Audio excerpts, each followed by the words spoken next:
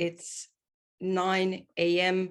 in Europe, and I think we can slowly start our first public lecture in 2022. Good morning, everyone. Welcome to today's discussion, today's public lecture on the Quad and the future of US-led alliances in the Indo-Pacific. It seems that at today's turbulent times, it is more than timely to rethink the value of democratic alliances and their capacity to face some of the challenges posed by revisionist powers.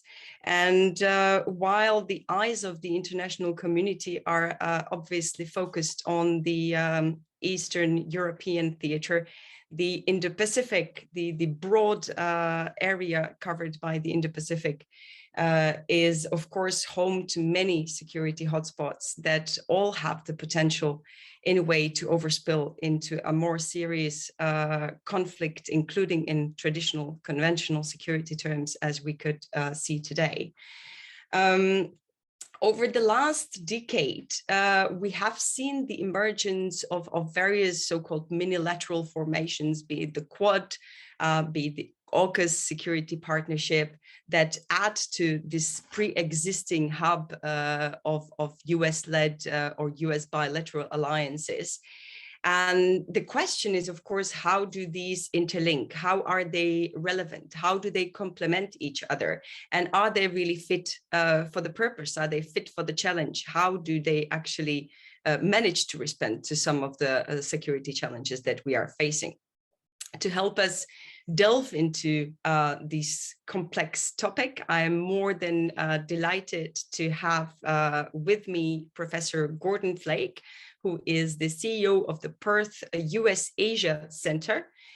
Gordon is what I call one of the true Indo-Pacific experts, with not only an experience in Asia, obviously, but over 25 years in Washington, the US policy circles, in Australia, but also, of course, Asia.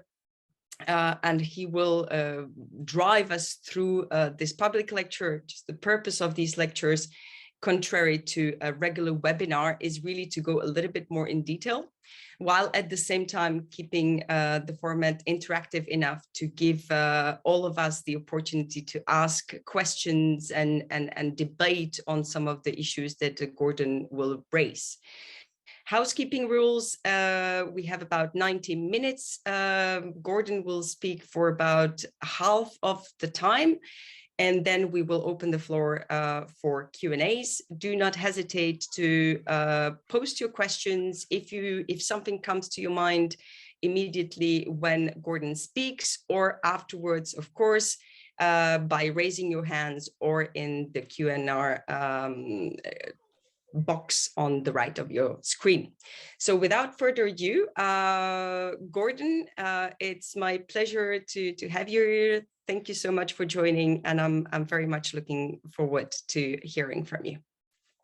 Well, thank you so much, Dr. Pejsova. It is a great honor. Ava and I have spoken together on previous panels. I think the most one was virtually in New York, although she was there in Europe and I was here in Australia.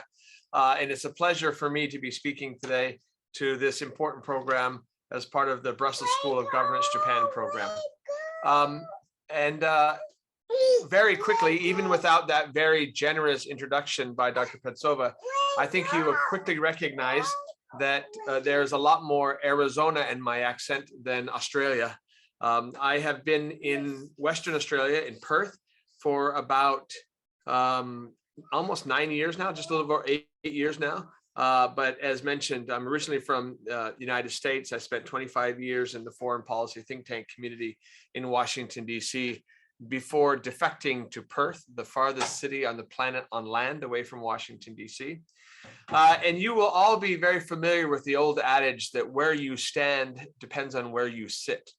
And you will not be surprised to know that my views on many of the issues that we are going to be discussing today have shifted quite dramatically as I went from literally one pole to the other, from Washington to its antipodes to Western Australia. And part of that is because I'm obviously a lot closer to the region. I've half joked, at least prior to becoming an Australian citizen, I told people that I was the physical manifestation of America's rebalance towards Asia, that I just figured that I would move here more quickly and be part of this region. But if I give you a little bit more context, I spent most of the 25 years I was in Washington, D.C. working on Japan, Korea, and Northeast Asia. So my view of alliances was heavily informed by my experience comparing the U.S. alliance with South Korea and the U.S. alliance with Japan. And you can be guaranteed that both those two countries were constantly benchmarking each other. If there was a status of forces agreement or there was a burden sharing agreement, immediately one would know what the other had, and that became a key part of their views. They're also really keenly aware of simple things. Yesterday, many of you may be aware that the United States President Joe Biden just gave an annual State of the Union address. One of the games often played in Washington, D.C., not just by Koreans and Japanese, but almost all embassies, was a quick tally of whether or not their country got a mention in the State of the Union, whether it was positive or negative. And they were comparing how many mentions they got compared to the others in terms of that process. So that was kind of my view. That was what I view as alliance. I was aware, of course, that there were many other treaty allies. I had not focused much on NATO. I was an Asianist, nor had I focused very much on Australia and New Zealand. I knew that the Five Eyes relationship, as they call it, that five-party alliance essentially between the United States, the United Kingdom, Canada, Australia, and New Zealand, was qualitatively different. But I always assumed in my mind that was just because of language and culture and common heritage, right? The much vaunted Anglosphere. And it really wasn't until I moved to Australia that I began to realize that the nature of the alliance cooperation between the United States and Japan was fundamentally different than the relationship in the alliance between the United States and the Five Eyes countries, and in particular Australia. And part of that really comes down to two things. Number one, law.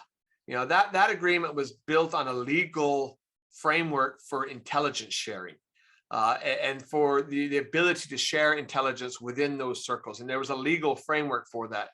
And really, Japan specialists like Dr. Pejsova will know, it was only just over a decade ago, maybe 15 years ago, that for the first time, the modern post-war Japanese government built a legal framework for classifying information, for determining what was classified and what was not. And that's a very important foundation for intelligence communities to work together. But because of that common framework of law, it also provided a common framework of intelligence. And so, as I think many of you may know, Australia has had a very important role in working together with the United States, not only in the gathering, but the gathering, interpretation, utilization of intelligence. And so it has just led to a situation where US and Australian officials tend to finish each other's sentences because they are so much in sync with knowing what's happening around the world, because they're involved together in intelligence gathering and sharing, and they have the legal underpinning for such an agreement. And I think we saw that in spades this last week, and I'm going to come back to this at the end of my remarks, in how rapid the Australian response was to the developments in Ukraine. And I think you can go back for the last 30 years and you're going to find that's going to be almost the same in almost every instance you can think of. Now, having said that, I also gained an appreciation for how fundamentally different the relationship with the United States alliance with Japan and Korea were, primarily because they were much more on the front line, so to speak. There in the Cold War in particular, but still in this case of the Korean Peninsula being the last instance where the Cold War has not been resolved.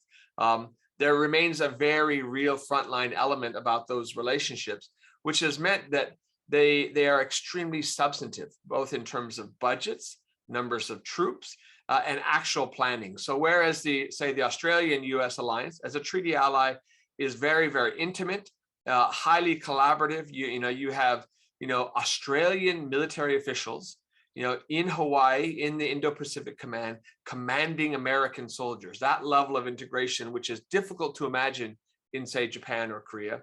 At the same time, if you look at budgets and numbers of troops and roles and responsibilities and training, obviously Japan has a very different role. So as Dr. Pejsova mentioned at the very beginning, we have spent the better part of both the Cold War and the post-Cold War era thinking about our alliances kind of as a hub and spoke, and that the United States had very important alliance relationships in Europe with individual countries, but more broadly with NATO. It also had key treaty allies in the Indo-Pacific. It had treaty allies in South Korea, in Japan, in Thailand, the Philippines, in Australia, and no longer the same with New Zealand, but had them as well. Then also in the Americas as well, treaty allies. And so there was the hub and there was the spokes. That has been shifting, and has actually been shifting quite rapidly. So I thought for today's lecture, what I would start with was what is changing in the world over the last decade.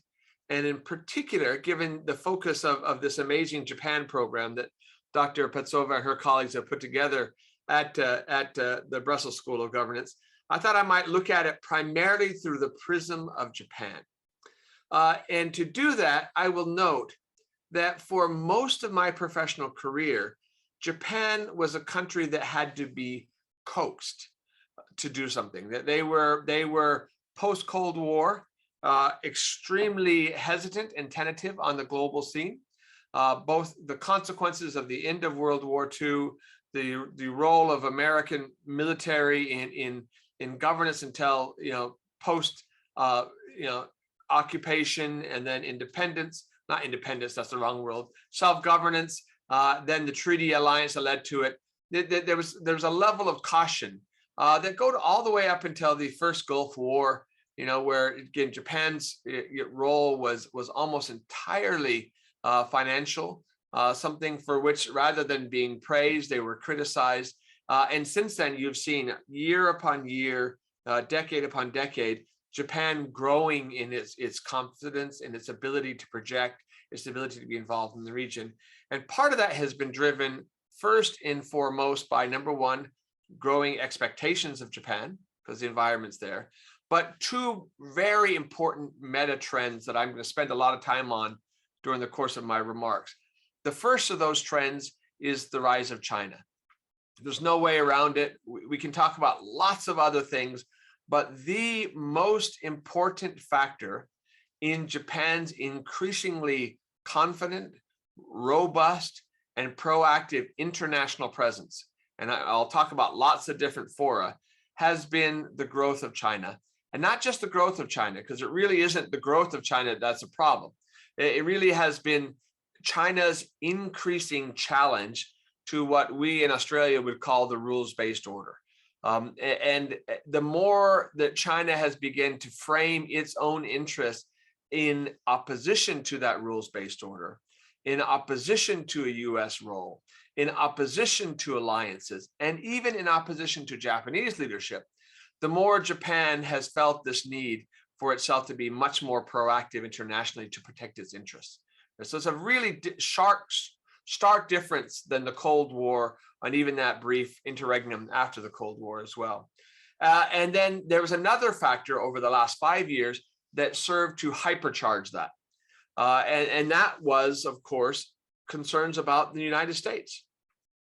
Under the Trump administration, I don't need to tell anyone watching this from Europe or watching this from Brussels that the former United States president did not understand alliances. He mentally seemed to be incapable of doing that. He was a very zero-sum mentality. The notion of win-win is just something he could not understand. There had to be a winner and a loser, and he had to be the winner.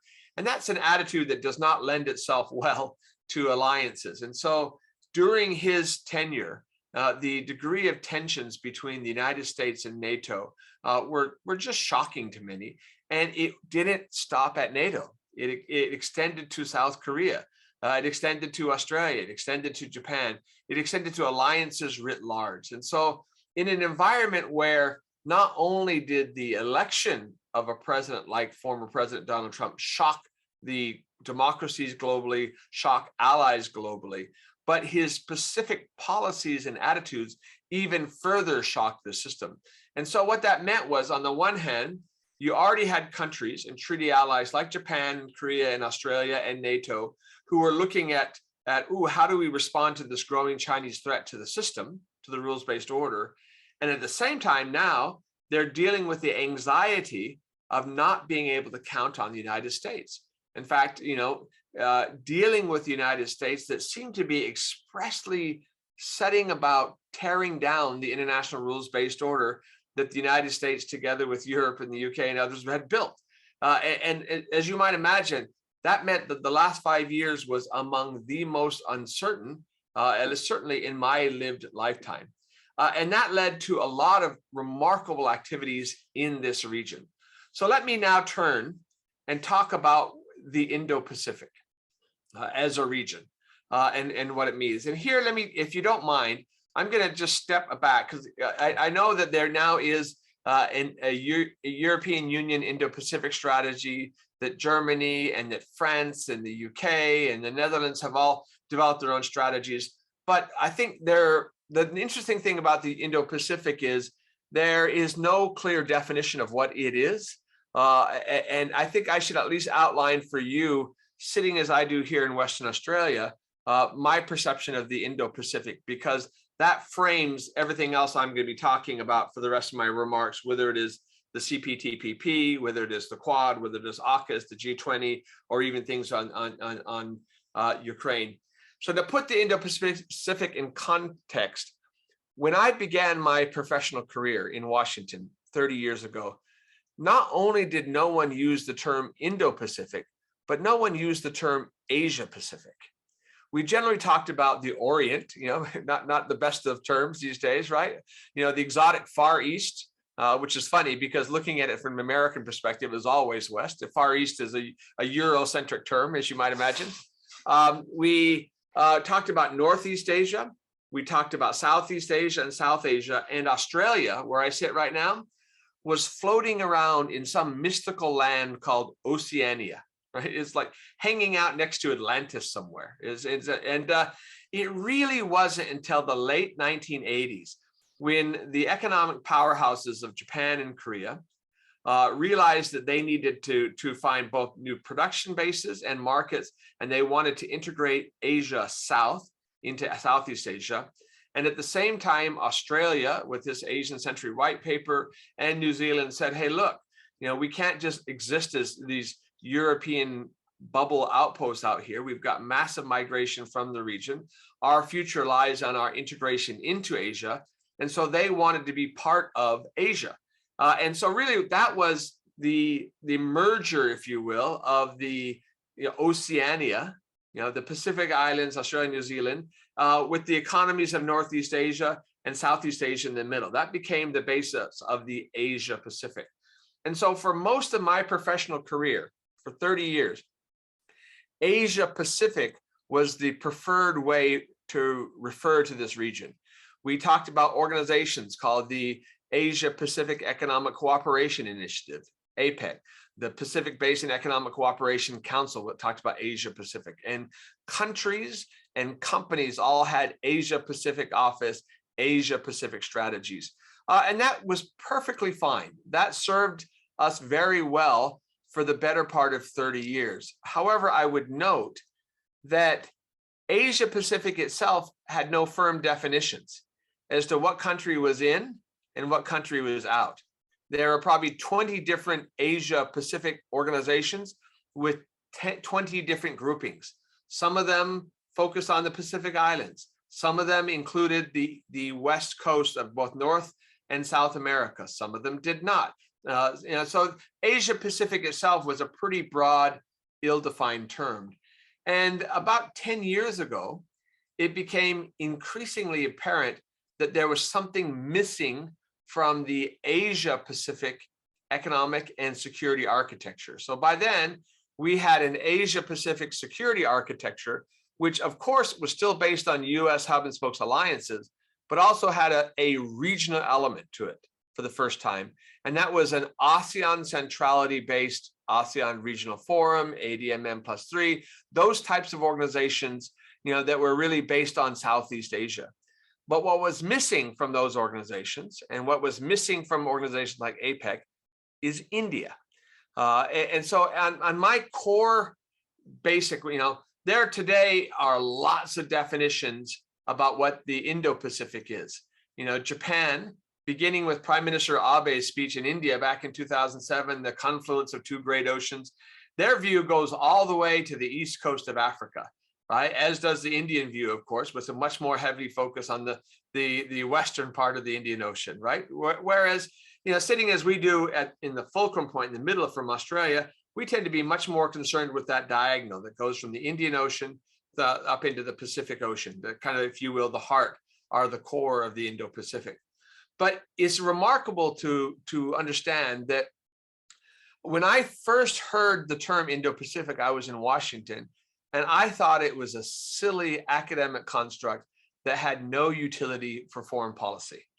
Why would you use the term Indo-Pacific? Because you combine the Pacific Ocean with the Indian Ocean, and the only thing you're missing is the Atlantic. It's the whole world. You might as well be global. Don't bother. But as I said at the outset of these remarks, where you stand depends on where you sit. Sitting here in Western Australia, where we are actually Australia's Indian Ocean capital, and every day I look out on the Indian Ocean, and I recognize that all the energy trade coming from the Middle East, and considerable amounts of it now coming up from Western Australia, go through the Indian Ocean, up through the Straits of Malacca, up into Asia, that, the lines that we drew between South Asia and the Indian Ocean and the Pacific Ocean didn't reflect economic realities or security realities. Very similarly, you will remember the horrific events around MH370, the Malaysian airliner, which mysteriously disappeared in the Indian Ocean. The search for that for months was centered out of Western Australia, out of Perth. Australia is kind of the only city on the Indian Ocean littoral that had the capacity to project out into the Indian Ocean and coordinate air and naval and other searches in that region. And during that time, it was quite remarkable to security planners here, this is 8 years ago now, that the Chinese were actively involved in that process, given the number of Chinese on board, and they were able to maintain a significant Chinese naval presence in the Indian Ocean. So all of a sudden, click, click, the Indian Ocean became a security theater as well, tied to the Pacific. The first government official to use the term Indo-Pacific in a government document was actually Stephen Smith, who was then the Minister of Defense. He's from Western Australia, so that influenced it, in the 2013 Defense White Paper. So it wasn't that long ago, less than a decade ago, 9 years ago. His successor, David Johnson, other party, a Liberal National Party here, so a different side of politics, used the same construct for the 2016 Defense White Paper in Australia. Also, the Foreign Minister of Australia, Julie Bishop, in 2017, used the term Indo-Pacific as the organizing construct for Australian foreign policy in the Foreign Policy White Paper that year. And then most recently, when Australia, again, under a conservative government, put out the 2020 Defense Strategic Update, where Indo-Pacific was the framing term. Since that time, Japan has had a very proactive Indo-Pacific policy, which they've termed free and open Indo-Pacific. Then the ASEANs have had their own Indo-Pacific outlook, which was free, open, and ASEAN centrality-based Indo-Pacific. The Indians have had free, open, and free, open, and peaceful. I can't remember what the words they used on that, but I remember in 2019 when I guess it's 2018 or 2019 when Prime Minister Modi, 2018, Prime Minister Modi delivered the keynote speech at the Shangri-La Dialogue in Singapore. I think he used the term Indo-Pacific some 11 times in his remarks. Immediately after that meeting, inked an agreement between India and Indonesia, which was framed as an Indo-Pacific agreement. So that has grown quite dramatically. So why did I tell you that, right? So at its core, the Indo-Pacific is all about how do we incorporate India into the Indo-Pacific. So the question is why? Number one, it begins to recognize on the ground realities, economic realities, logistical realities, sea lanes of communication realities, security realities, right? There is no magical line that separates the Indian Ocean from the Pacific Ocean in terms of security architecture, right? But there's actually something even more substantive here. And that is that the emergence of the Indo-Pacific as a construct is itself, in my view, a response to growing concern about the rise of China and the declining influence of the United States. And so essentially what is happening is leading countries in the region like Japan, like Australia, like India for that matter, are concerned. And so they're looking for like-minded partners. So if you want to understand it this way, if you look at the Asia-Pacific economic and security architecture, as China grew in influence, it was increasingly contesting with other parties in the region, whether with Japan and Korea in the East China Seas, or in the South China Seas with almost all of its neighbors down there. And as China grows in influence in a region, you really have two choices. One, you can try to combat it, which no country wanted to do because they were still benefiting tremendously from their economic interactions with China. Or you can do something a little bit more creative, which is increase the size of the pie. So bringing India into the Indo-Pacific does something which is really important to understand. It dilutes relative Chinese power. It also dilutes relative American power and relative Japanese power, but it makes it much more of a multipolar, much more of a rules-based, order-based discussion than a superpower, great power rivalry kind of construct that I think that China would have liked. So it is not a surprise that Japan has been, for the last decade, among the most enthusiastic proponents of the Indo-Pacific as an organizing construct. It is not a surprise to me that Australia has been one of the most enthusiastic proponents of the Indo-Pacific construct. And it's not a surprise to me that India has been among the most enthusiastic proponents of the Indo-Pacific as a construct. It is also not a surprise to me that ASEAN is a little bit ambivalent, right? Because they're ambivalent about everything, as we're seeing on Ukraine either right now. But I actually think that they have been slowly coming around, because the truth is Indo-Pacific really puts ASEAN square dab in the center. It is the contested space. So we'll get back to that right now. Now, I've gone on too long, but I thought framing that is really important, particularly if you're looking at this from a European perspective. Well, why does Europe have an Indo-Pacific strategy? Why does a country like Australia or Japan welcome, the Germans sending a frigate, the Bayern, to visit not only Fremantle, but to go up into the region? Why does Japan and Australia and others in the region welcome the United Kingdom sending a carrier battle group into this region? There are some in Europe, there are some in the United States who have articulated the fact, and this is particular pre-Ukraine, that Europe should take care of itself. Why is Europe bothering paying attention to the Indo-Pacific? They should just take care of Europe and leave this region to the United States. And I could not disagree with that line of argument more, because in the end, I believe in the power of complexity.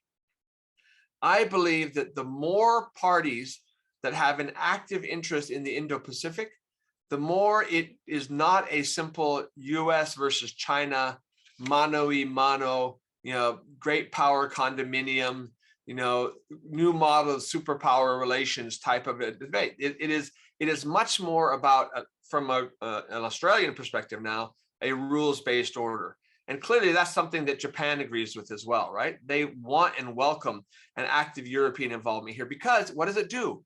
It complicates Chinese decision-making, right? The fact that Europe has a vested interest in this region and a policy towards this region, the fact that ASEAN has a view of it and a strategy, and that India is here, and Japan and Korea are here, and Australia is here, and Canada is here now, it's a good thing. I think it just makes this a much more complicated region, and I think that in the end is good for our security. And again, recent events I think probably bear that out as well. So now, having gone on for already 30 minutes, let me take a little bit more and go down very specifically at some of the specific topics I was asked to talk about, because I think I've set the context for them. And I'm going to start out with one that I was not asked to talk about, but I actually think is the most important element in Japan's leadership, but also it remains the greatest hole in the Indo-Pacific right now, and that is trade. Historically, the Asia-Pacific was really all about economic integration, while security lagged behind. So APEC was very proactive. The free trade agreements throughout the region were progressing, where the security cooperation was nascent and relatively ineffective. Ironically, we're kind of in a very different environment right now, where the lagging area has been one of trade and economic liberalization, and that is largely due to problems domestically in the United States. So one of the very first things that former US President Donald Trump did when he took office in 2017 was to formally withdraw from the Trans-Pacific Partnership Trade Agreement, right? Or the negotiations that had been concluded at that point. I think I had this long list that, of what was the most self-injurious thing any country could do to their own national interests. I had Brexit on top of that, electing Trump on top of that. Then I had pulling out of the TPP on top of that. I probably would put invading Ukraine on top of that too, in terms of truly self-injurious behavior.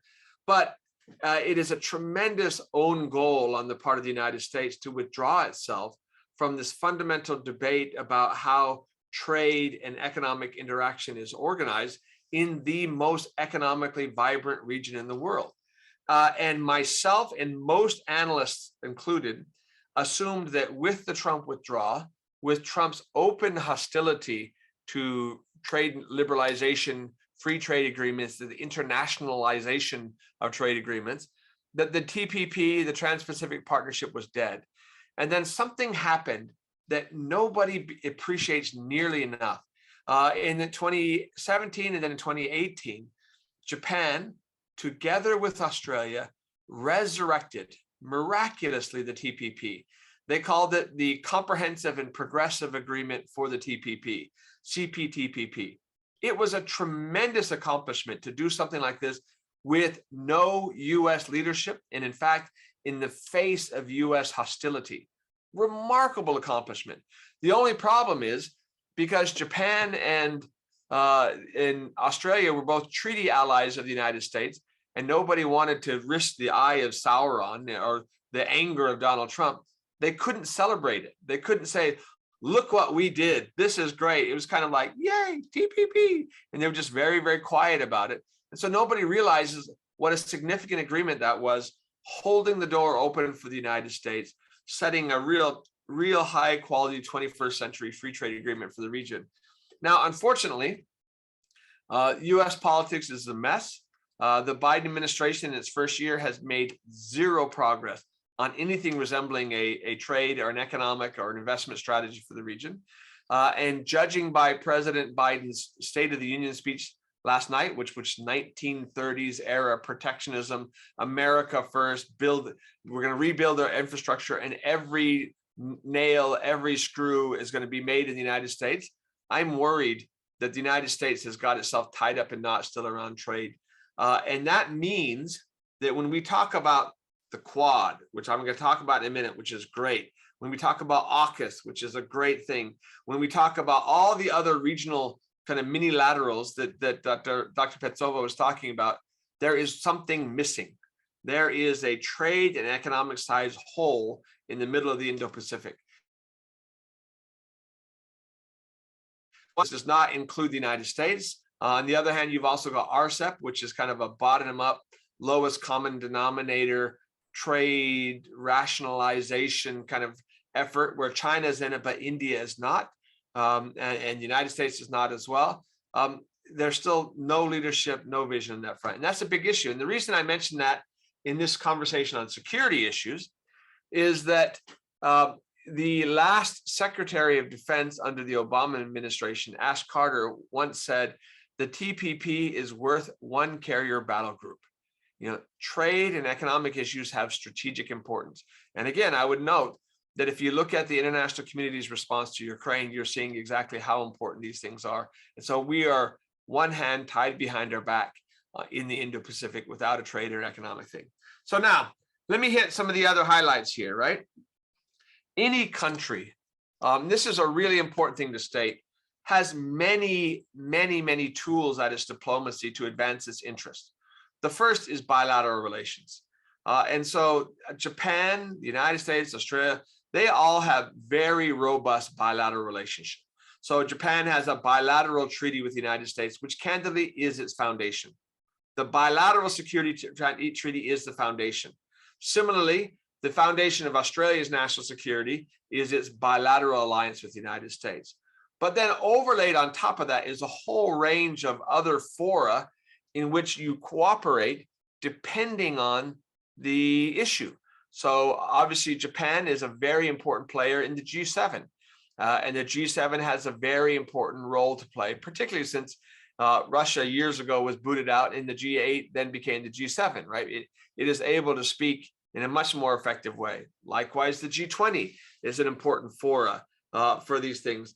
And likewise, more broadly, depending on the issue, whether there's APEC, whether it's the UN, there's a whole range. There's literally 30 different regional groupings but Japan, Australia, the United States, all participating depending on the issue.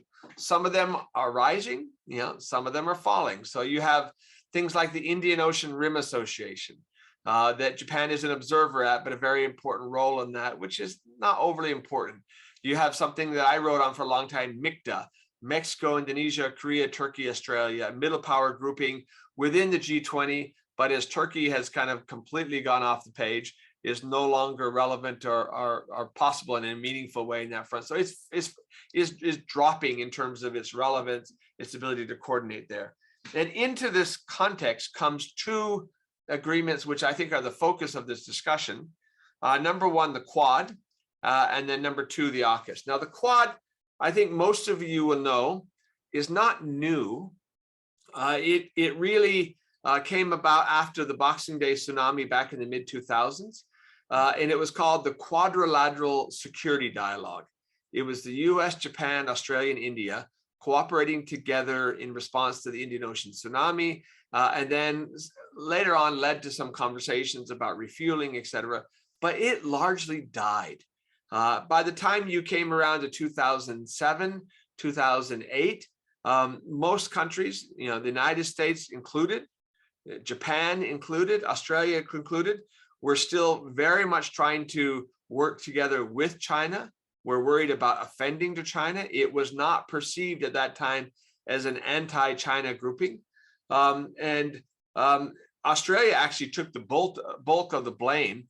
There was a time when the Australian Defense Minister, Stephen Smith, I think it was in late 2007, stood next to the then Chinese Foreign Minister, Yang Jiechi, and said Australia will not be participating in any future Quad meetings.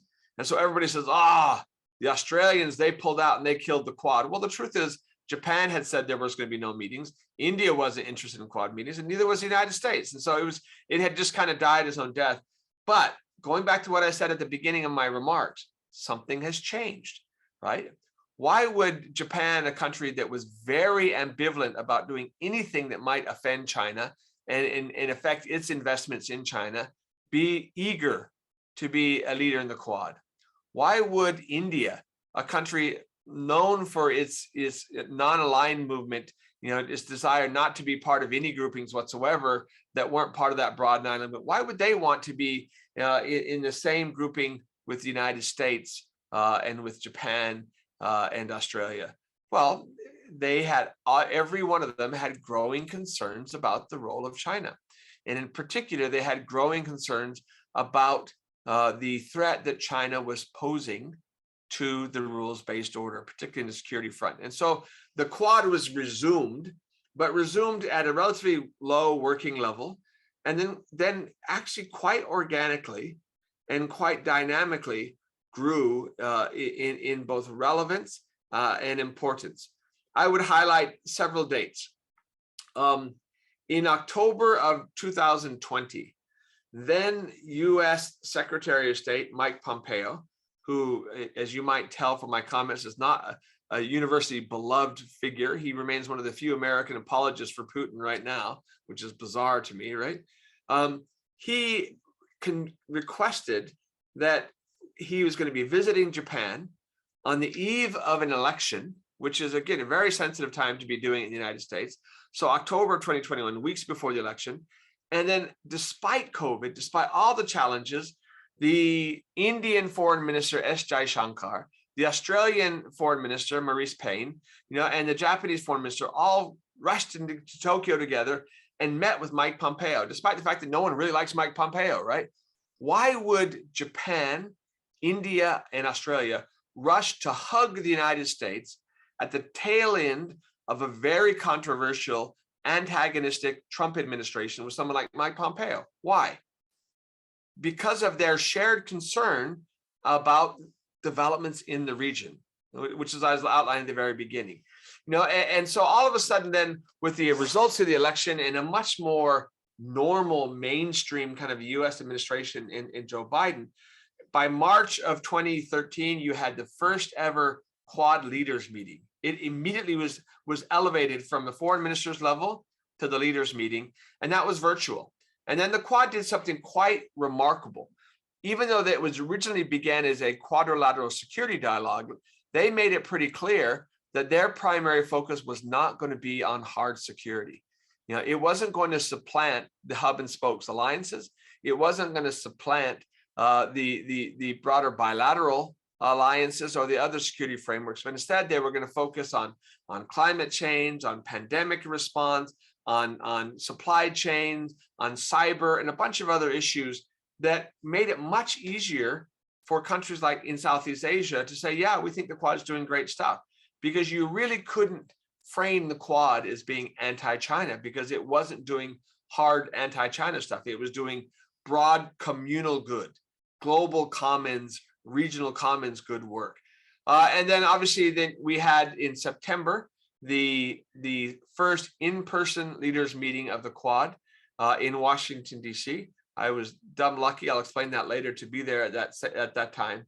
And then most recently, just last month, we had another meeting of the Quad foreign ministers in Melbourne here in Australia. All of this taking place during the pandemic. It gives you a sense of the priority that has been placed on the Quad by the countries. And to me, that is the most interesting thing part about this. Truth is, it's not surprising to me at all that Australia supports the Quad, right? We're lucky to be in it, right? We're a tiny country, 25 million people, and the other countries have 110 million Japanese, 1.3 billion Chinese, 365 million Americans, big economies, and we've got Australia. So Australia, we're joiners, we love things, we're in a very important position, so we're happy to be there, right? It's great. America, of course, this is their interest. What's really interesting is how robust Japanese support for the Quad has been. And then secondly, even more interesting is how eager India has been. And that, of course, goes back to India's own anxiety. Their security disputes with China along their own border at Doklam and Ladakh and other things like that. India, like the EU, like Germany, like Japan, like Australia, is looking for partners in an uncertain era. And that's how I view the Quad. And I think they've done a great job of framing it that way. Now, last thing I'll touch on is AUKUS. I, out of just sheer dumb luck, at 2 years of isolation, not being able to travel, last September, I happened to be in Washington, D.C., the same week as the Osman ministerial meetings, the announcement of AUKUS, and the Quad leaders meeting. And since none of my friends in Washington had seen anybody from Australia other than a stray government official for 2 years, they all assumed that I was there just holding the documents while they got signed. And it was just pure dumb luck that I happened to be there at the same time. But the level of American interest in Australia post-AUKUS has gone through the roof, as you might imagine, right? So AUKUS, for those of you who don't know, doesn't formally involve Japan for this Japan-focused conversation, but it's really important to Japan. And what it is at its core everybody is focused on submarines, right? Because it's a really big deal that, the United States has agreed together with the UK to provide nuclear submarines to Australia. And obviously, there are probably some of our colleagues from France on there who are still smarting from that decision in terms of the way the Australian government here handled the previous contract they had with France over a diesel-based submarine system. But the more important part of AUKUS is essentially upgrades the alliance between Australia and the United States and Australia and the UK in terms of intelligence sharing cooperation. So whereas I mentioned the Quad was deliberately set aside as to not be about hard security issues, the AUKUS is all about security. It is about military, technology sharing, intelligence sharing, equipment, and preparing these three countries for a contested era in the Indo-Pacific. And remarkably, I think the first country to express their support for AUKUS and their desire to cooperate with AUKUS was Japan. Number one, because they recognized that in the technology space, they had an awful lot to offer, but also this is something that Japan welcomed, that they wanted a robust region. This goes back to what I was saying earlier about how, complexity in the region is beneficial for the rules-based order. So I think I've kind of laid out for you where I think the region is right now and how things have developed a little bit. The last thing I will end on is a note of humility. Again, that most of you on the call are going to be far more expert on this than I am, but I have been absolutely both horrified and deeply inspired by developments in Ukraine over the last 7 days. The horrors of a major state invasion of another sovereign state, unprovoked, it was just a shock to me, right? It literally is something that I kind of thought, I think most people had thought was consigned to another era. None of us can use the term post-war Europe anymore, right? Because that era has been closed. We're back in an era where there are major wars in Europe right now. And at the same time, I found this just deeply inspiring. And I think, like many of you, the stories coming out of Ukraine, their bravery, the bravery of their political leadership, of their people, has not just inspired, obviously, their countrymen, but their continent, the European Union, and the globe writ large. And I never would have imagined how quickly the world would respond. Things that 7 days ago I would have thought were impossible have taken place over a weekend. And so the reason I mentioned that, again, you're more expert on that than me. We can talk about that. But the reason I mentioned that is we now have some long-held assumptions about what is possible in Asia, because it takes so long. And I'm not so sure that those hold anymore, because we have, again, we're in a very different era where the decisions are very, very stark. And thus far, it's remarkable that, of course, Australia came out immediately in its condemnation and its support for sanctions, but they were followed very closely behind by Japan. Japan, again, a country once cautious, is now in every way, shape, or form a leader in the international system. And now, again, like on the other issues I was talking about, Southeast Asia, much more ambivalent, and that includes treaty allies like Philippines and Thailand, who are complicated in this process. South Korea, a week away from a presidential election, has been supportive, but carefully so and quietly so, and only the international community, and not taking any leadership role. Again, not a surprise. Indonesia, candidly, has been a disappointment in this regard, and all eyes have turned to India. Because I think most of you know, India is in a deeply complicated situation. During its long years in the wilderness, as the United States prioritized an alliance relationship with Pakistan, and the United States pursued a very close cooperative relationship with Japan, India relied on the Soviet Union and then Russia for decades. It's the bulk of its armaments and its defense program really rely on Russian technology, Russian spare parts. And so, to be very blunt, it's much harder for India to make a quick break from Russia than it would be for Japan or it would be for Australia. Now, having said that, one, pressure is growing on India by the day just because of how egregious the actions in Ukraine are. But secondly, I would add that as a way to kind of wrap up my remarks, the fact that we care tells you everything you need to know about the Indo-Pacific. The fact that we care that India has something to say about the Ukraine, that we care that the Indonesia should be part of it. We want them on our side. Yeah, we want India on our side. We want them to be more proactive. We want them to be supporting the rules-based order. We want them to condemn activities like the Russian invasion of Ukraine.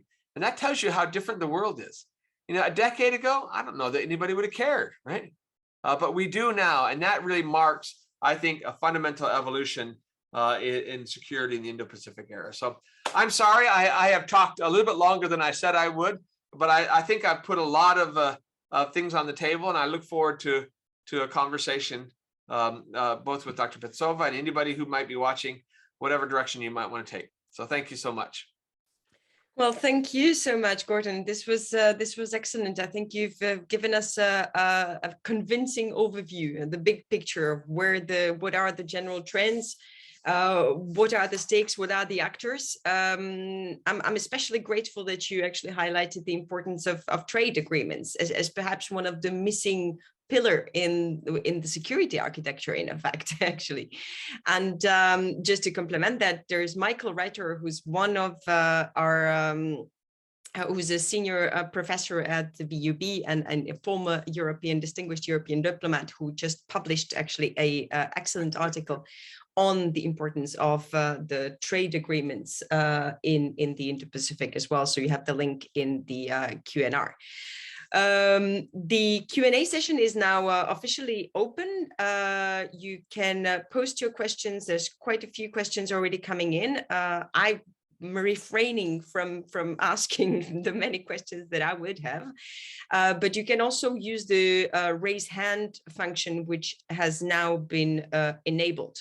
So, well, okay, I'll refrain from my own question. I'll leave it at the end, but focus on the ones who have been posted. Michael Reiter, do you want to perhaps say it out loud, or do you want me to read it? Raise hand? No? Okay, I'll read it then. Isn't India underperforming as an ally? And the second question, Quad without ASEAN, so much for ASEAN centrality, everybody is paying lip service to, and without EU. Well, frankly, that was a little bit similar to my own question on India, because you've spoken quite a lot, and in the end, you did mention the problem India is facing, but it is a question, sometimes, often actually, we say that Quad is a problem-solving mechanism, that it is not really a strategic alliance against China. But one thing that the Quad members keep saying is that they are like-minded partners, kind of brought together by these, need to preserve the rule of law and the liberal order. Clearly, the reluctance of India to condemn the Russian invasion may be a little bit problematic for the Quad. And that's my kind of follow-up question on Michael. So in general, is India underperforming, and what it means for Quad to not have ASEAN and not really work more with the EU. To give you a little bit more time to think about this, I'll read the second question of Errol Levy, who is the desk officer actually at the European External Action Service for Japan. Hi, good to see you, Errol. And Errol is asking you to comment on the desirability and prospects for EU and other European engagement with the Quad. So again, it's very much connected to the first question. So I'll probably leave it at that. Quad, India, and EU. Well, those are all fantastic questions, and I appreciate the chance to kind of address them in turn. The first on, isn't India underperforming as an ally? The answer is no, because India is not an ally. Right? This is a really important thing, right? Quad is not an alliance. It is not a NATO. India is not a treaty security ally with the United States or with Australia or with Japan.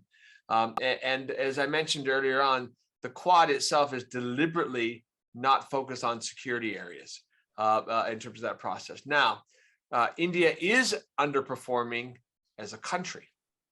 India is underperforming from a humanitarian basis. India is underperforming in terms of human rights. India is underperforming as a country that should be vocal in decrying, violations of sovereignty. They're given their own history, are very sensitive about questions of sovereignty. And so in all of those things, yes, we would like India to be much more proactive, much more focused on condemning Russian actions. But as I mentioned at the outset, it's complicated. The Indian domestic politics are complicated precisely because they are a democracy and precisely because they are deeply concerned in their own security, not about Russia, but about China.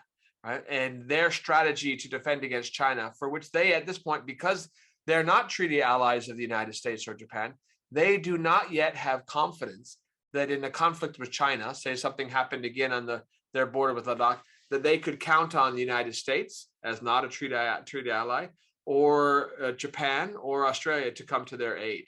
And so they have to rely upon their own resources. And their own resources right now at this point are fundamentally provided, particularly on the security front, by Russia, right?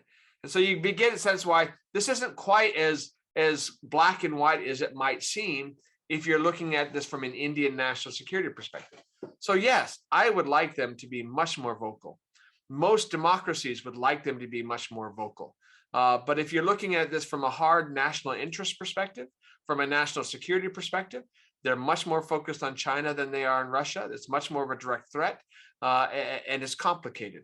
So my view is, by all means, that we should not make this a litmus test for their participation in the Quad.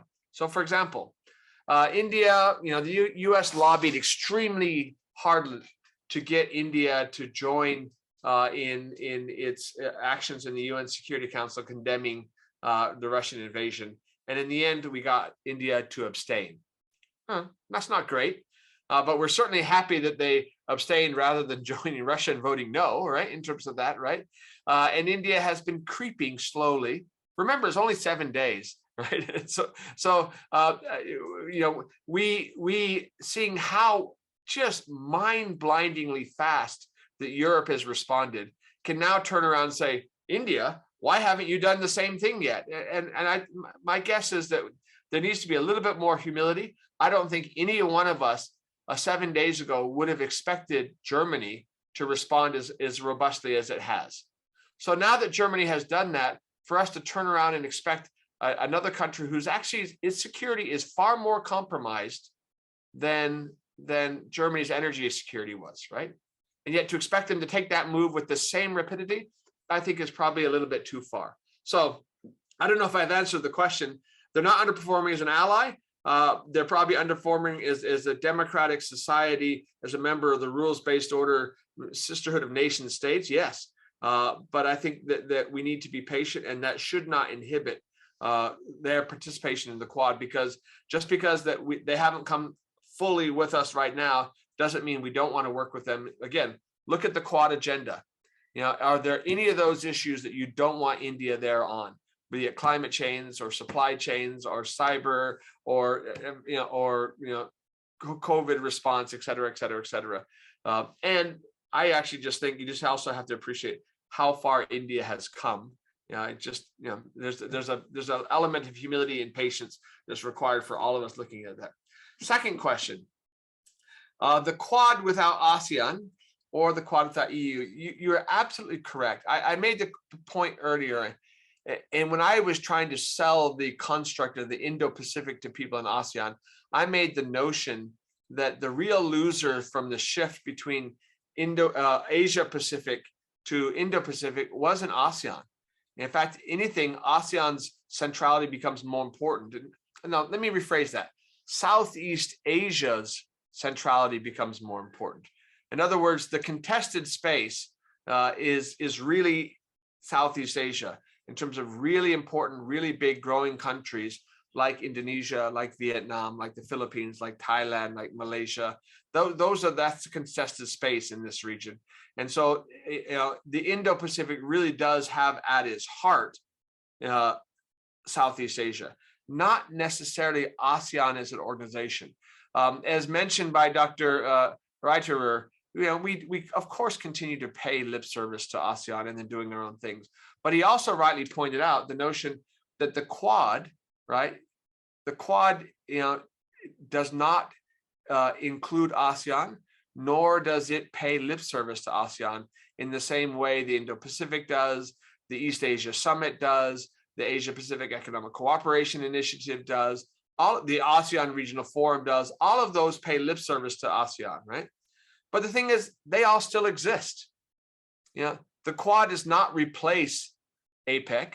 The Quad does not replace the ASEAN Regional Forum. The Quad does not replace the East Asia Summit. All of those continue to exist, and they all work with ASEAN. The Quad really is, a rather bespoke organization kind of working together. Now, the broader question about Quad EU. Now, by being pedantic here, right? By definition, I'm not a big fan of organizations who are named by numbers, because you can't add a party to the Quad without it becoming a quint, right? The Quad is by definition 4 countries, right? And I probably would like to see it defined more by mission, but even then, we immediately run into questions like relative democracy, right? And some of the challenges we're facing.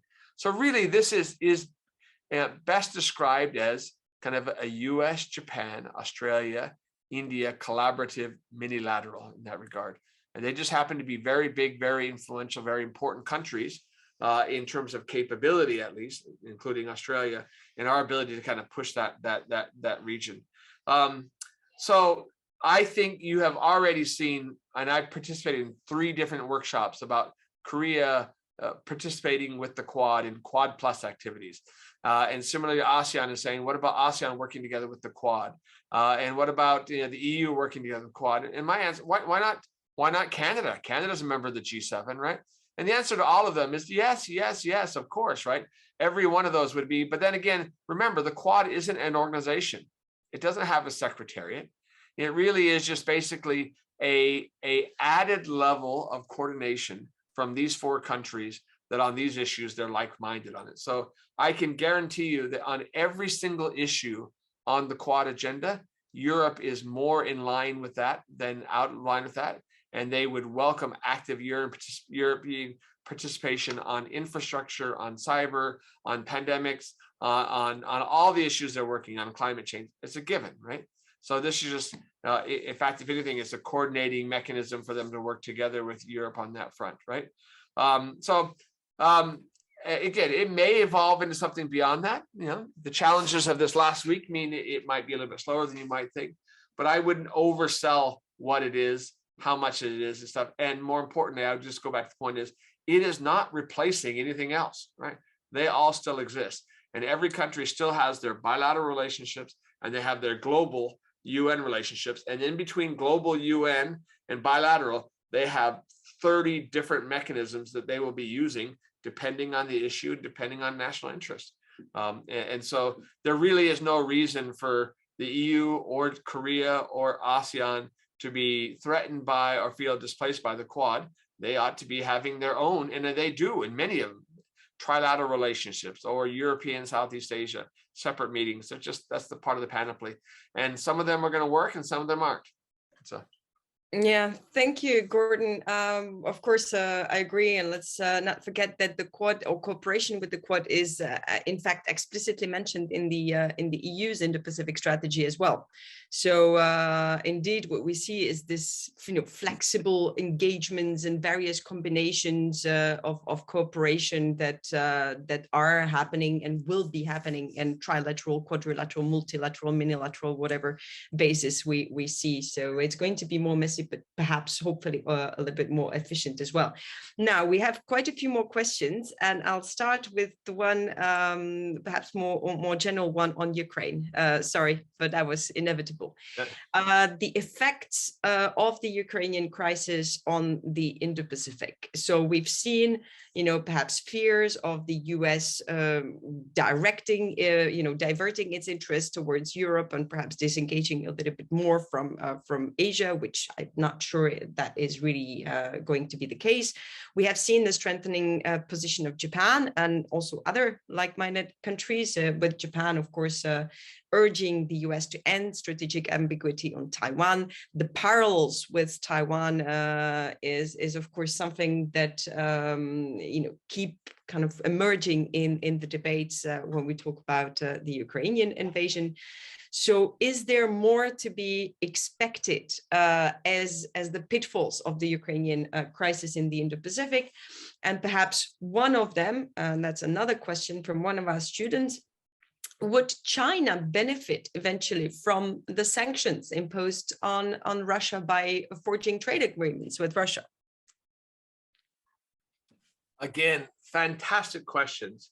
The short answer is this is fast moving. We don't really know. And again, I have a really added dose of humility, because 1 week ago today, I would never have predicted, and I don't know that anybody would predict how rapidly Europe has moved, right? Because we always thought Europe was ossified and slow and bureaucratic, and there's no way in the world that Germany was going to up in 70 years of post-World War II kind of strategy towards Russia, and those things have happened. So I am open to and aware that there is a potential for more dramatic change in the Indo-Pacific. I appreciate Octavian's kind of question, noting that all of a sudden, Japan, which has been extremely cautious. Former Prime Minister Abe's, proposals were quite revolutionary, even to suggest nuclear sharing, right? That's a big deal. His half brother, the current defense minister, Nobuo Kishi, had to come back immediately and kind of walk back that suggestion, say, no, that's not government policy. We're not going there yet in terms of process. But the question is really, really important, because how does this region respond to a fundamental change in our assumptions about the rules-based order? All right, how do we reinforce it? And so far, Japan, to a lesser and more ambivalent extent, Korea, Singapore, Australia, have been very, very vocal in their condemnation and in their advocacy for the kind of the rules-based order, if you will. Other countries are still not decided yet, right? So I've already talked about Southeast Asia and India, but in terms of what impact it has on the region, there's two things I think I wanted to address. One, even before the actual invasion, there was a major debate among policy analysts in Washington, D.C. about whether or not Ukraine was a distraction or a litmus test. And many of them argued, look, Russia is a failed state. It's a gas station masquerading as a country. It's not our real priority. Let the Europeans take care of that. We should be putting our resources and our focus against China. China is the real geostrategic competitor. We cannot be distracted by Europe. For years, we have been sucked into the Middle East, and our blood and treasure has been spoiled there while China has raced ahead, and we can't allow ourselves to get sucked back into Europe. The other side said, no, this is a litmus test. This is about the system. This is about everything, all of our values, everything we're talking about. The post-World War II liberal rules-based order, the liberal international system, was built out of the ashes of World War II on European-American cooperation. So if we don't get this right, then all of it doesn't matter. I, even pre-invasion, was on the litmus test side of things, right? So yes, I would love to make sure that we don't distract US attention and resources too much towards that. But in the end, if Ukraine falls and is allowed to fall, to me, the consequences of that action for Asia would be devastating. If Russia were to be successful in its endeavor to invade and essentially erase a sovereign nation state recognized by treaty from the map, can you imagine the credibility of America's position in the rest of the world anywhere? Right? It's gone. Not just America's. Now, again, where I'm really encouraged is by, again, the incredible unity of the European response and how Europe has really stepped up in a way that so many skeptics said it never would, right? Both in terms of spending and commitment. And so I find myself just deeply enheartened by the European response. And so far, other than financial actions, not much has been demanded of the United States. And so I don't think it has been a distraction. I think it's a litmus test, and so far so good, although I do appreciate there are many hard days ahead. Now, the final area where there's a real question is how it impacts our region really goes back to how it impacts China, and in particular, China-Taiwan. And again, this is a really hard question. It's useful to remember that just 1 month ago, Vladimir Putin was visiting China for the Beijing Olympics. There was this really stunning, and I would argue deeply disturbing, joint statement put out by Russia and China saying there was no limits to their cooperation and they were the real kind of norm setters around the world. And we're like, oh my goodness, what does this mean, right? There's a lot of argument I've seen from Chinese friends of mine now say in the end that it was China that got played, right? That China has been dragged into this. They put their reputation on the line defending Russia. Even the day of the invasion had signed a wheat offtake agreement to take Russian wheat, provide Russian, and now they're being asked to back up Russia when Russia is doing horrible, undefensible things, right? Which are an embarrassment, candidly, to any free-thinking Chinese people in the world too, right? I mean, who really, in this day and era, even if you're an ethnic Chinese and very proud nationalist Chinese, do you really support what's happening in Ukraine? And do you want your government to be seen as supporting that, right? So the same ambivalence and horrors that I think the Russian people who are able to be aware of and understand it without the veil of propaganda, I think is facing China. And so that's going to be a really interesting question. China is put in a very difficult position because, again, their own actions have squandered a decade of democracy, a decade of diplomacy, in terms of their economic coercion against Australia last year, their economic coercion in the region, their economic coercion against Finland, and then Sweden and all these other countries has meant that Europe has kind of opened up to the Chinese threat even pre-Ukraine. And then now you see China taking a position defending the indefensible. It doesn't advance China's interests at all. This is not good for China. It's not good for their leadership in the world. It's not good for their objectives, for their trade, their commerce. Now, you can argue that, yeah, China can eventually be the bankroll to help undermine Western sanctions, but is that really good for China? Is it good for the reputation? Is it good for really, is that their partner?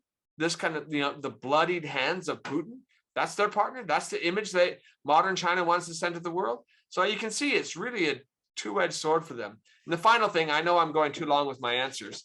The final thing I'll add on here is the really complicating factor is Taiwan.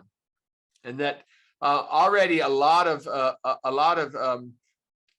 cross-strait China specialists were worried that were the Russians successful in a precipitous manner in Ukraine, that would have been something that would encourage a Chinese adventurism against Taiwan, right? There's a sense that time is not on China's side, that every passing day, Taiwan's capabilities grow and the hearts and minds of the Taiwanese people are getting further and further away from China, and that the opportunities for unification are passing them by, and that is just a major priority for the party. And so there was a real sincere worry that China might take advantage of the disruption and the distraction around the Russian invasion of Ukraine to do something themselves cross straits. But I actually think the more interesting question is how does the developments in Ukraine impact Taiwan, right? And already you're seeing Tsai Ing-wen, the president of Taiwan, offering to donate a month of her own salary to Ukraine relief. You can see in terms of Taiwan's defensive strategies, their arms acquisition, their relationships, that it is, you don't think it's hardened the Taiwanese resolve against China and push them further and further away from China? That's interesting, fast-moving development there. Don't know the answers, but I think I have a lot of the good questions. Sorry about the long answers. I'll try to keep them shorter. No, there's no long answers. There's just answers, and this is fascinating. Let me just, I feel tempted to get back a little bit to what you said on China, because and on the importance for China to build a positive international image from this. We noticed, 2 days ago, the Chinese foreign minister called up its Ukrainian counterpart to offer eventually Chinese mediation of the Ukrainian-Russian conflict. And I find that particular move extremely smart, of course, on the side of Beijing. And I was wondering, what would your view be of the, let's say, US position on this? Would the US support such Chinese role? Because clearly, that suddenly, China would move from the villain to a major contributor to international peace. We see that perhaps Russia would, of course we don't know, but I was just wondering, just to speculate a little bit on that, and a follow-up. Yeah, sorry, and a follow-up question on Taiwan as well. To what extent we are, of course, Taiwan is carefully watching, not just Taiwan, but all the regional actors are carefully watching what the US, what the Western reaction will be. And taking notes, learning lessons and whatever. What do you think if really things comes to worse? And here we're talking about not a legally recognized state, of course. What would be the immediate reaction, or who would really take the lead if things get sour in a kind of Ukrainian type of speed in the Straits of Taiwan? Again, really, really good questions. The first one I'll be very blunt on. The proposal of Chinese mediation is a joke, and it should be regarded as a joke, right? So here Russia has come up and visited China. They basically tied themselves very closely together just a month prior, where they say their cooperation and love and brotherhood knows no bounds. And then the very next month, China comes in after basically refusing to criticize Russia, and says, "Oh, we'll be a mediator." So yeah, there is a scenario in which I can see Russia thinking that's good. There's no scenario in which I think Ukraine would see that good. Just think for a second, about 2 days ago, that moving speech that President Zelensky gave to the European Union, right? That he would turn around and say to China and say, "Oh, would you please come in and be our advocate, or at least be an honest broker mediator in this process?" Not a chance in the world. To be honest, Belarus is probably even better prepared than that in terms of that process, and they're completely compromised in that process.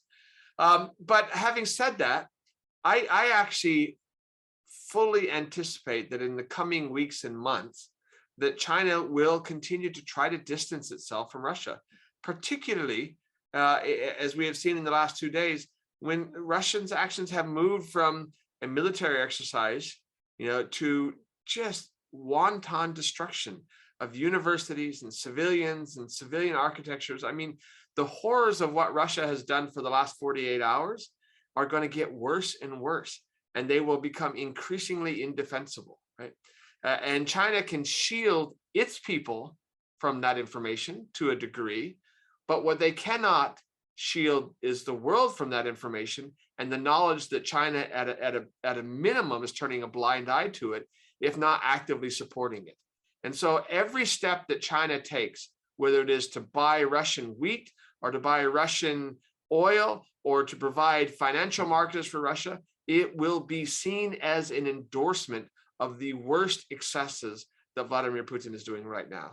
And again, I don't know how you get away from that. And that's not just Europeans, that's Asians, that's Southeast Asians, that's South Americans, et cetera. And so everybody right now saying, "Oh my goodness, I can't believe ASEAN hasn't come along yet, and oh, I can't believe India hasn't come along, and why aren't we hearing more from Paraguay, right?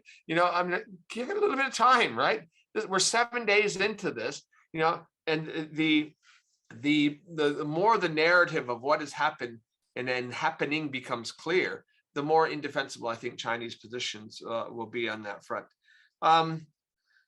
The broader question of I think I missed the second part of the question. What was the second part of the question about Taiwan specifically? Oh, never mind. There's actually, well, it was, but that would, I think, bring us way too far, and we could speculate actually about Taiwan for a very long time over coffee. Unfortunately, that we can't do that, and we only have 10 minutes left, and there's well, actually 3 more questions, which bring us a little bit further away from China for a change and back to India. Can you see India entering in a more, or changing basically its position and entering a more enduring alliance relationship with the US and the Western alliance system? Or will it stay in the current trajectory? But that's something that you already alluded to actually in your previous answer. And as final 2 on New Zealand, was New Zealand consulted or asked to join AUKUS, especially because it is part of the Five Eyes arrangement? And what happened to Canada's involvement in the Indo-Pacific? Like the Canada question, because it seems that at least until recently, the EU and Canadians, European and Canadians, were always taken in the same pair. We always find ourselves somehow at the margins of the regional security architecture. As in regional forum, we struggle to get to the East Asia Summit. We struggle to be taken seriously. So yes, the role of Canada in the Indo-Pacific, New Zealand, Canada, and India moving forward or not? Really good questions, and I'll try to be brief on both these. On India, whether there's a potential alliance, I mean, I think that's unlikely, given India's lived experience. They have had, a centuries-long rough experience with European colonialism in terms of what the British did to them, and they've had a really difficult time during the post-World War II era of independence and just digging themselves out of that hole that they found themselves in. But there's no question that they're moving more towards, what we would call the democratic world of the West in one way or the other. And my own view applies to both India and Indonesia as well. Rather than try to shame them for their ambivalence about what's happening in Ukraine right now, we ought to do everything we can to continue to entice them in our direction, to win them, right? Yeah, and so right now, Indonesia is afraid because they've just got $45 billion in Russian contracts for palm oil, and Europeans and Australians and Americans won't buy the palm oil coming out of Indonesia because it's responsible for deforestation and climate change. And so we look at Indonesia and we say, bad, bad, bad Indonesia, we're not going to buy your dirty palm oil. And the Russians say, sure, we will. So Indonesia says, the Russians are, they don't condemn us, and they're open, and they're an important partner. So we've got to figure out ways to continue to work closely to make it clear to Indonesia the benefits of working in a rules-based order economically, which goes back to my earlier point. We need an economic strategy, right? We have to have some carrots in this process as well. And when it goes to India, already you're seeing some just historic defense cooperation between the United States and India. You're also seeing Japan playing a very important role in terms of India's infrastructure. There's an awful lot more that Japan, the EU, Canada, the United States, France has been very proactive in this front, could be to not just shame India away from Russia, but to pull them away, give them something better. India doesn't have Russian defense platforms because they like it. They did it because that was all that was available to them during those long years of the Cold War, where they were kind of non-aligned, and America was a close ally with Pakistan and not willing to sell these things to India. Right. So, or they weren't willing to buy them. It's more complex than that. I get it. Right. But anyway, I would just advocate for some enticement. New Zealand, again, Jacinda Ardern has come across as one of the most, I would say, enlightened and courageous international leaders in the last 4 or 5 years. She gave a remarkable speech again yesterday that I'd commend to everybody. But it's important to recognize that New Zealand is in a different position than Australia. They are no longer a formal party to the AUKUS treaty. So New Zealand is not a treaty ally of the United States. So you remember a minute ago when I listed the treaty allies, Japan, Korea, Thailand, Philippines, and Australia, I did not list New Zealand. So New Zealand remains part of the Five Eyes in terms of intelligence sharing and cooperation, but New Zealand made some decisions in the 1980s to ban all US nuclear submarines, et cetera, anything with nuclear weapons, and they withdrew from the AUKUS treaty. And so as a result, New Zealand's not there. But again, I don't want to diminish New Zealand. They're a very important partner, and they will continue to be a partner. But they wouldn't be part of AUKUS because they're not part of that same alliance, and they don't have those same capabilities. They're small. Remember, New Zealand is 5 million people. So as small as Australia is, it's even smaller still in terms of capabilities and what they bring to the party. And really, again, if you're talking about a country that banned the US Navy from visiting New Zealand because they were nuclear submarines, the notion that they would come on board to have nuclear submarines themselves, which is as part of the heart of AUKUS, is something I think is a step too far. But that doesn't mean they're less important. It just means they cooperate in different fora, and they continue to do so in the Five Eyes. Canada's a really interesting question. My mom's Canadian, and you'd think I would spend a lot more time thinking about Canada, but Canada suffers. At the beginning of this, we were talking about the tyranny of distance and the tyranny of proximity. Canada suffers from the tyranny of proximity to the United States. It's right next door to the United States, right? And so US defense is Canadian defense. There's really probably no two closer countries than Canada and the US in security issues. But that just means that Canada's primary responsibilities have not been in the region. They've also obviously been, like the United States and most countries, heavily focused on Chinese markets for their energy, for their wheat, for their agricultural products, et cetera. But Canada has not had nearly as a proactive an Asia-Pacific or Indo-Pacific strategy as other countries have had, again, by dint of population and geography.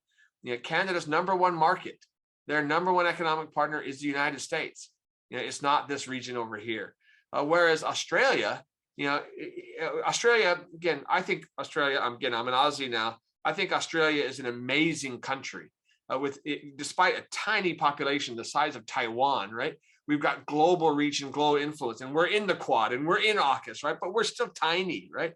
We really have this strategic geography where you cannot have a meaningful Indo-Pacific strategy without Australia, just because of its reach, its influence, its capabilities, its knowledge and networks in Southeast Asia, and its own capabilities. But it's not our size.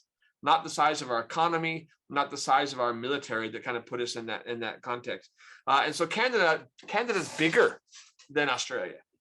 Slightly larger population, slightly larger economy, just a little bit. But Canada's in the G7. Australia's not, right? Canada was part of that original, much more Atlantic-focused thing, whereas Australia is front and center for any Indo-Pacific strategy. So by dint of history and geography, Canada is much more Euro-focused. Australia is the center of the Indo-Pacific. And I'm sure I'll get some hate mail from some Canadians for me being so blunt, but that's kind of how I view it. So. Okay, Gordon. Well, we have reached almost the 90 minutes that we had together. And I, in a way, find that ending up with New Zealand and Canada is not a bad thing, because it's one of those actors that force us and make us realize that how useful it can be to zoom out a little bit and think and consider new different actors and different approaches, and not just to be stuck in the kind of usual prisms. And perhaps what we see, with the terrible situation in Ukraine and the reaction that Europe had is one example of this, that a actor that from the Indo-Pacific perspective, at least, was always considered as pretty much an underdog, as the distant trading partner that should not be really taken seriously. But suddenly even the most the worst critics of the European Union could see that it could be a powerful actor, and that it's far from, to be neglected, including in traditional security terms, because when crisis arrives, we really do need all of those powers. Well, on that note, I would like to thank so much Gordon for spending, a long time with us, despite the circumstances, or even perhaps because of the circumstances. It's been a pleasure to have you. We wish you a very, very good evening to Perth, the bubble of the bubbles, and enjoy the summer, I guess, because we're all, suffering in kind of not just the doom and gloom of the war proximity, but also the winter. Thank you so much for joining us. To all of you who listen to us more regularly, there will be a next public lecture in just 2 weeks' time on the 17th of March on Southeast Asia. By Professor Mie Oba. So I look forward to seeing you all, and perhaps more of us. Stay tuned and do not hesitate to follow us on a YouTube channel and on Twitter. Thank you so much. Thank you, Gordon, and have a great day. It's a great honor. I appreciate it all. Thank you. Bye-bye.